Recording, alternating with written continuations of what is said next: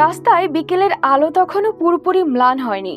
ঢাকের তালে তালে এগিয়ে আসছিল এক বর্ণাঢ্য র্যালি। ব্যানার, ফেস্টুন আর স্লোগানের ভিড়ে হঠাৎই আটকে গেল সবার চোখ একটি ছোট্ট মেয়ের দিকে। গোলাপি শাড়ি গায়ে, গলায় মুক্তোর মালা, চোখে কালো চশমা, হাতে দলীয় প্রতীক। যেন প্রতীকী খালেদা জিয়াই রিকশায় ছুটে আসছেন জনতার মাঝে। নাম তার হুমায়রা জান্নাত প্রার্থনা।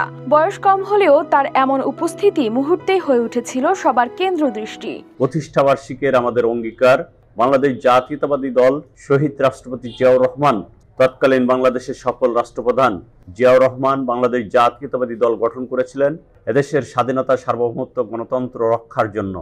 ঝিনাইদহের 5টি উপজেলায় পালিত হচ্ছিল বিএনপির 47তম প্রতিষ্ঠা বার্ষিকী।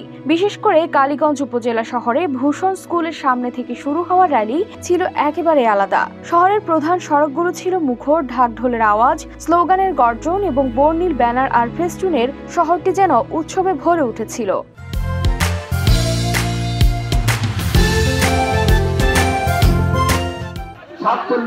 প্রতিষ্ঠা বার্ষিকী ছিল, সেই উপলক্ষে কেন্দ্রীয় কর্মসূচির অংশ হিসেবে আজকের আলোচনা সভা এবং র্যালি পরবর্তী সমাবেশে উপস্থিত সকল নেতা কর্মী এবং শুভাকাঙ্ক্ষী ভাই বোনেদেরকে আমি বিএনপি নেত্রী, দেশ নেত্রী বেগম খালেদা জিয়া এবং বিএনপির ভারপ্রাপ্ত চেয়ারম্যান জনাব তারেক রহমানের পক্ষ থেকে অভিনন্দন এবং মোবারকবাদ জানাচ্ছি। র্যালির পর শহরের মোড়ে ছিল এক সংক্ষিপ্ত সমাবেশ। সেখানে বিএনপির নেতারা জনগণের জন্য, জনগণের স্বার্থে সবাইকে একত্রিত হয়ে কাজ করার অঙ্গীকার ব্যক্ত করেন।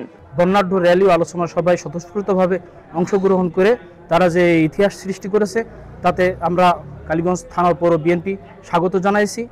বাংলাদেশ জাতীয়তাবাদী দল বিএনপির 47তম প্রতিষ্ঠা বার্ষিকী উপলক্ষে কালীগঞ্জ উপজেলা ও পৌর বিএনপির উদ্যোগে আজকে আমাদের বর্ণাঢ্য র্যালি ও শোভাযাত্রা অনুষ্ঠিত হয়েছে। প্রিয় নেতা তারেক রহমানের যে 31 দফা বাস্তবায়নের জন্য আমাদের নেতা হামিদুল ইসলাম হামিদ তার এই নির্বাচনী এলাকায় দীর্ঘদিন তার বাস্তবায়ন করার জন্য চেষ্টা চালিয়ে যাচ্ছে।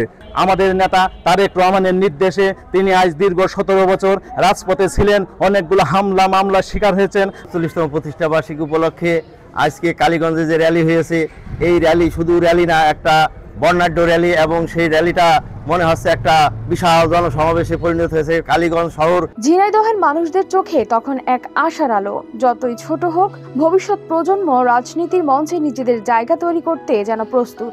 ছোট্ট হুমায়রা জান্নাতের এই উপস্থিতি যেন এক নতুন শক্তি, নতুন আশার আলো সঞ্চার করেছিল সবার মনে। News desk, RTV।